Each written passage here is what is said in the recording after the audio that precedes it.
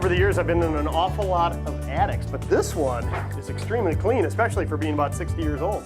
Right. The homeowner found that they have vermiculite insulation, and vermiculite can contain asbestos, so they wanted to have it professionally removed before we could start our work. And you know, they probably were lucky if they even had 6 inches of vermiculite, which isn't that efficient, especially in today's standards. Correct. And what happens is a lot of homeowners will think, oh, I'm going to call up an insulation company and say, can I just blow insulation over what I already have? And it's a little more complicated than that. We need to address 3 specific areas in order to put our system in place. We have ventilation issues we need to address, air sealing, and insulation. It's a 3-part system. Wow, so it's not just as easy as a homeowner running to the big box store, grabbing some insulation, and hey, I'm just gonna blow it up there, and it's done. Right. You said ventilation and air sealing.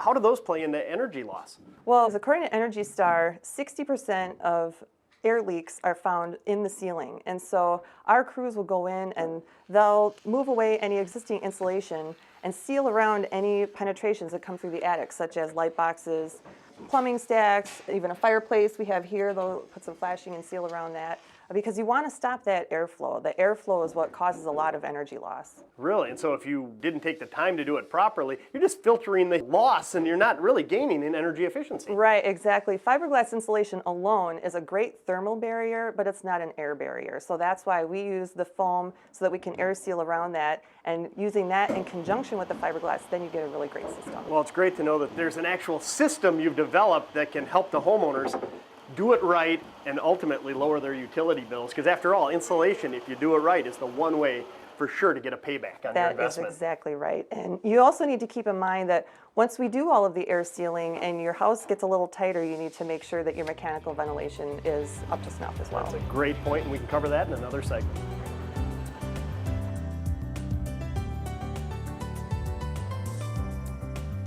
For more information on this and other energy-saving ideas, be sure to check out the full video library at rockweilerinsulation.com.